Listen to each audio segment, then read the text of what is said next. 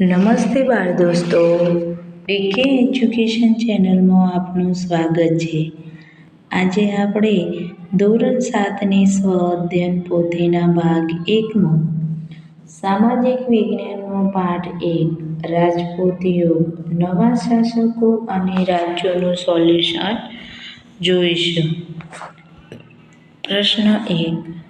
નીચે આપેલા દરેક પ્રશ્નોના ઉત્તર માટે આપેલા વિકલ્પમાંથી સાચો વિકલ્પ શોધીને ખાનામાં લખો. પહેલું છે અણહિલ પાવાડ પાટણ માટે નીચેની કઈ બાબત સુસંગત નથી? તો જવાબ આવશે સી. આ નગર બનાસ નદીના કિનારે સ્થાપાયેલ. બીજું છે નીચે પૈકી કોણ સોલંકી વંશના શાસક નથી? તો જવાબ આવશે ડી. વનરાજ. નીચે પૈકી કઈ બાબત વાઘેલા શાસકો માટે સુસંગત નથી? તો જવાબ છે બી. વાઘેલા વંશ પછી ગુજરાતમાં સોલંકી વંશનું શાસન આવ્યું. ચેર વંશ ભારતમાં કઈ દિશામાં શાસન કરતો હતો? તો જવાબ છે બી. દક્ષિણ ભારત. નીચે પૈકી કઈ બાબત ચૌહાણ વંશના શાસકો માટે સુસંગત નથી? તો જવાબ છે એ. આ વંશનો સ્થાપક સોમેશ્વર ચૌહાણ હતો. પ્રશ્ન 2. યોગ્ય શબ્દ વડે નીચેના વિધાનોની ખાલી જગ્યા પૂરો. પહેલી. ભારતમાં ખાલી જગ્યા નદીની દક્ષિણમાં આવેલા રાજ્યોને દક્ષિણના રાજ્યો કહેવામાં આવે છે. તો જવાબ આવશે નર્મદા. બીજું. ચાલુક્ય વંશની પડતી થઈ ત્યાર પછી ખાલી જગ્યા વંશની સત્તાનો ઉદય થયો. તો જવાબ આવશે રાષ્ટ્રકૂટ. ત્રીજું. સોહાબુદ્દીન ગોરી અને પૃથ્વીરાજ ચૌહાણ વચ્ચે ખાલી જગ્યાના મેદાનમાં યુદ્ધ થયેલું. તો જવાબ આવશે તરાઈ. ચૌહામાન વંશના સરદારો ખાલી જગ્યા સરોવર નજીક રાજ કરતા હતા. તો જવાબ આવશે સંભર. સિદ્ધરાજ જયસિંહની માતાનું નામ ખાલી જગ્યા હતું. તો જવાબ છે મિનળ દેવી. નીચેના વિધાનો સાચા છે કે ખોટા તે જણાવો. જવાબ પહેલું છે રાજપૂતો ગૌબ્રાહ્મણ પ્રતિપાલક હતા. તો સાચું. ગઢવાલ રાજ્યના સ્થાપક યશોવર્મન હતા. તો ખોટું. સાંભર સરોવર નજીક ભોપાલ નામનું નગર વસેલું હતું. ખોટું. બંગાળમાં પાલ વંશનું શાસન હતું. ખરું. કૃષ્ણા અને કાવેરી નદીઓ વચ્ચેના ભૂમિપ્રદેશ ઉપર વરંગલ રાજ્ય હતું. તો ખરું. બંધબેસતા જોડકા રચો. વિભાગ અ અને વિભાગ બ. વિભાગ અમાં છે કૃષ્ણરાજ, કુમારપાળ, વાસુદેવ, સારંગદેવ અને રાજેન્દ્ર પ્રથમ. એમાં છે ચૌહાણ વંશ, વાઘેલા વંશ, પરમાર વંશ, સોલંકી વંશ, પલ્લવ વંશ અને ચોલ વંશ. કૃષ્ણરાજ. તો જવાબ આવશે સી. કૃષ્ણરાજ. તો જવાબ આવશે સી. પરમાર. પહેલામાં આવશે સી.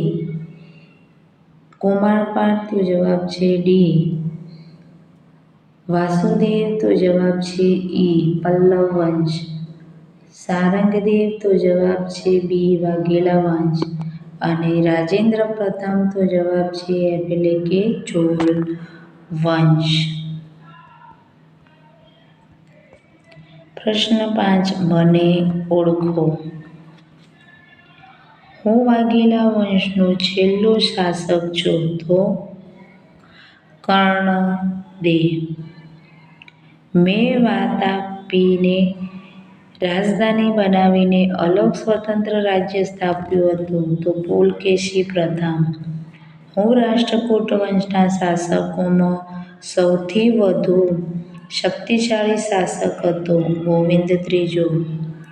તરાઈના મેદાનમાં પ્રથમ લડાઈમાં પૃથ્વીરાજ ચૌહાણના હાથે મારી હાર થઈ.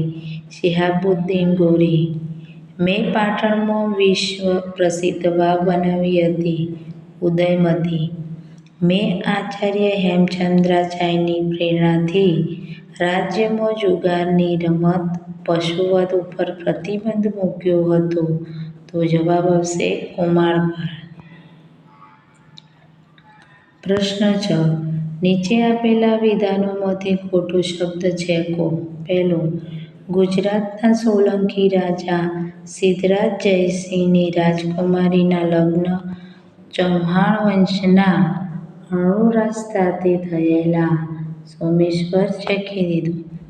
પોતાના બાળમિત્ર અણહિલ ભરવાડના નામ ઉપરથી વનરાજ ચાવડાએ નવીનગરનું નામ અણહિલવાડ પાટણ રાખેલું. સિદ્ધરાજસિંહ છેકી નાખ્યો. દક્ષિણમાં ચાલુક્ય વંશની પડતી થઈ ત્યારે રાષ્ટ્રકૂટ વંશની સત્તાનો ઉદય થયો. છોલ છેકી નાખ્યું. સેતુંગવન ચેર વંશના શાસકોમાં સર્વશ્રેષ્ઠ શાસક હતો. અમન છેકી નાખ્યું. ગુજરાતનું પ્રાચીન બંદર ભૃગુ-કચ્છ એટલે હાલનું ભરૂચ શહેર. ખંભાત છેકી નાખ્યું. પ્રશ્ન 7. વર્ગીકરણ કરો. મૂળરાજ, વીરધવલ, સારંગદેવ, ભોજ, સિયક, ભીમદેવ, અર્જુનદેવ અને કુમારપાળ. તો પરમાર વંશના રાજાઓમાં આવશે મુંજ, ભોજ અને સિયક. સોલંકી વંશમાં આવશે મૂળરાજ, ભીમદેવ અને કુમારપાળ. અને વાઘેલા વંશમાં આવશે વીરધવલ, સારંગદેવ અને અર્જુનદેવ. પ્રશ્ન 8. નીચેના પ્રશ્નોના ઉત્તર 1-2 વાક્યમાં લખો. પહેલો. ખજૂરાહોના મંદિરો કયા વંશના શાસકોએ બંધાવ્યા હતા? ખજૂરાહોના મંદિરો ચંદેલ વંશના શાસકોએ બંધાવ્યા હતા. સોલંકી કાળમાં કયા શાસકો થઈ ગયા? સોલંકી કાળમાં મૂળરાજ ભીમદેવ પ્રથમ, સિદ્ધરાજ જયસિંહ, કુમારપાળ, ભીમદેવ બીજો વગેરે શાસકો થઈ ગયા. ગુજરાતમાં યુનેસ્કો દ્વારા વર્લ્ડ હેરિટેજ સાઇટનો દરજ્જો કયા કયા સ્થળને મળેલો છે? તો ગુજરાતમાં યુનેસ્કો દ્વારા વર્લ્ડ હેરિટેજ સાઇટનો દરજ્જો ચોપાનેરનો કિલ્લો, રાણકી વાવ અને ધોરાવીરને મળેલો છે. હેમચંદ્રાચાર્યજીએ કયા ગ્રંથની રચના કરી હતી? હેમચંદ્રાચાર્યજીએ વ્યાકરણના મહાન ગ્રંથ સિદ્ધહેમ શબ્દાનુશાસન નામના ગ્રંથની રચના કરી હતી. ઈસવીસન 1178ની આસપાસ શિહાબુદ્દીન ગોરીને કોણે હરાવ્યો હતો? તો ઈસવીસન 1178ની આસપાસ શિહાબુદ્દીન ગોરીને મૂળરાજ બીજાએ હરાવ્યો હતો. સેન વંશના સમયમાં કયા કયા ગ્રંથો રચાયા હતા? સેન વંશના સમયમાં દાનસાગર અને અદભુત સાગર નામના ગ્રંથો રચાયા હતા. ગુજરાતમાં સલ્તનત કાળના સુલતાનોમાંથી કોઈ પણ 3ના નામ જણાવો. ગુજરાતમાં સલ્તનત કાળમાં અહમદશાહ, મહંમદ બેગડો અને બહાદુરશાહ નામના સુલતાનો થઈ ગયા. 8મો પ્રશ્ન. ચાલુક્ય વંશના મહત્વના શાસકોના નામ જણાવો. ચાલુક્ય વંશના મહત્વના શાસકોમાં રાજા જયસિંહ, પુલકેશી પ્રથમ, કીર્તિવર્મા, પુલકેશી બીજો જેવા શાસકો થઈ ગયા. રજપૂત યુગમાં આમંત્ય મંત્રીઓનું શું કામ રહેતું હતું? તો રાજપૂત યુગમાં આમંત્ય મંત્રીઓનું કામ મંત્રણા કે રાજનીતિ કરવાનું હતું. રાજપૂત યુગમાં કર ઉઘરાવવાનું માળખું કેવું હતું? રાજપૂત યુગમાં જમીનની ઉપજોનો છઠ્ઠો ભાગ કર તરીકે ઉઘરાવાતો હતો, તેમજ બંદરો અને નાકાઓ પર થતા સિંચાઈ પણ કર ઉઘરાવવામાં આવતો હતો. પ્રશ્ન 9. નીચેના વિધાનો માટે કારણો આપો. પહેલું, તરાઈની લડાઈ ભારતના ઇતિહાસમાં સીમાચિહ્નરૂપ મનાય છે. જવાબ: ઈસવીસન 1191માં થાનેશ્વર અને કરનાલ વચ્ચે આવેલા તરાઈના મેદાનમાં શિહાબુદ્દીન તૌરીને પૃથ્વીરાજ ચૌહાણે હાર આપી. તે પછી 1192માં પૃથ્વીરાજ ચૌહાણની હાર થઈ અને દિલ્હીના તખ્તા પર મુસ્લિમ સત્તાનો ઉદય થયો. આમ તરાઈની લડાઈ ભારતીય ઇતિહાસમાં સીમાચિહ્નરૂપ ગણાય છે. 2. મીનળ દેવી આદર્શ રાજમાતા હતા. મીનળ દેવી પ્રજાને ન્યાય આપવા અનેક કામ કર્યા હતા. સોમનાથનો યાત્રાનો વેરો બંધ કરાવવાનો અને ધોળકામાં મલાવ તળાવનું બાંધકામ કરવાનો નિર્ણય તેમનો જ હતો. આથી મીનળ દેવી આદર્શ રાજમાતા હતા. ભોજ પરમાર વંશના સૌથી શ્રેષ્ઠ રાજા માનવામાં આવે છે. ભોજ રાજાની ખ્યાતિ ભારતના એક આદર્શ અને લોકપ્રિય રાજા તરીકે હતી. રાજા ભોજે ધારાનગરીમાં એક મહાશાળાની સ્થાપના કરી હતી. ફરતી ટેકરીઓની વચ્ચે તેણે ભોજપુર નામનું સુંદર નગર વસાવ્યું હતું. આમ ભોજ પરમાર વંશના સૌથી શ્રેષ્ઠ રાજા માનવામાં આવે છે. કુમારપાળ પ્રજા કલ્યાણી શાસક હતો. જવાબ: રાજા કુમારપાળે આચાર્ય હેમચંદ્રાચાર્યની પ્રેરણાથી રાજ્યમાં જુગારની રમત, પશુવધ ઉપર પ્રતિબંધ મૂક્યો હતો અને અહિંસાના પાલન માટે કડક આજ્ઞાઓ કરી હતી. આમ કુમારપાળ પ્રજા કલ્યાણી શાસક હતો. ટૂંક નોંધ લખો. રાજપૂતોના ગુણો.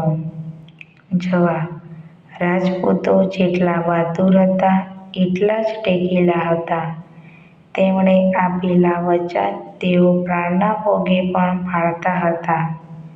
દુશ્મનને પીઠ બતાવવા કરતાં તેઓ મૃત્યુ પસંદ કરતા હતા.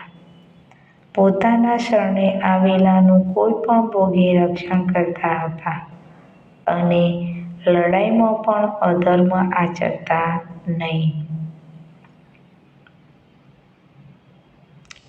રાજપૂત યુગની શાસન વ્યવસ્થા. રાજપૂત યુગમાં રાજાનું પદ વંશ પરંપરાગત ચાલતું, જેમાં રાજા પોતાના પુત્રોમાંથી ઉત્તરાધિકારી તરીકે કોઈ એક પુત્રને યુવરાજ બનાવતા, જે આગળ જઈ રાજા બનતો. રાજાનો જ્યેષ્ઠ પુત્ર રાજ્યાધિકારી બને તેવું નહોતું. એ સમયે મંત્રીઓના બે પ્રકાર હતા: આમંત્ય અને સચિવો. જેમાં આમંત્યનું કાર્ય મંત્રાણ કે રાજનીતિ કરવાનું હતું, જ્યારે સચિવોનું કાર્ય લડાઈ તથા સુલેહનું હતું. દરેક પ્રકારની નીતિઓમાં અંતિમ નિર્ણય રાજા કરતો. આ સમયે શાસનના અમલદારોમાં મહાપ્રતિહાર અને દંડનાયક જેવા હોદ્દાદારો અમલમાં હતા. માગ્યા મુજબ પ્રવૃત્તિ કરો. તમારા ગામ કે શહેરની આસપાસ જૂના સમયના સ્થાપત્યની માહિતી મેળવી તેના વિશે નોંધ તૈયાર કરો. તો અમારા શહેર પાટણમાં રાણકી વાવ આવેલ છે, જે સોલંકી યુગના ભીમદેવ સોલંકીની રાણી ઉદયમતીએ આ વાવ બંધાવી હતી. ઘણા વર્ષો સુધી ઢંકાઈ રહેલી રાણીની વાવ ઈસવીસન 1968માં પુરાતત્વ ખાતાએ શોધી. કલા અને સ્થાપત્યનો ઉત્તમ નમૂનો છે. 7 માળમાં આકાર પામેલી રાણીની વાવને ઈસવીસન 2014માં વર્લ્ડ હેરિટેજમાં સ્થાન મળ્યું. રાણીની વાવમાં વપરાયેલ પથ્થર પર તે સમયનું અદ્ભુત શિલ્પ કંડારાયેલું છે. વર્ગના 2 મિત્રોની જોડી બનાવી નીચેના શબ્દચોરસમાંથી રાજપૂત શાસકોના નામ શોધો. તો અહીંયા રાજપૂત શાસકોના નામ શોધેલા છે: ગોપાલ, પૃથ્વીરાજ, અજયરાજ, વીરધવલ, સિદ્ધરાજ જયશ્રી, વિશળદેવ, રાયખેંગાર, ભીમદેવ અને કુમારપાળ. એ બધાના નામ અહીં લખેલા છે: વીરધવલ, ગોપાલ, અજયરાજ, સિદ્ધરાજ જયશ્રી, રાયખેંગાર, ભીમદેવ, કુમારપાળ, પુલકેશી પ્રથમ, વિશળદેવ અને પૃથ્વીરાજ.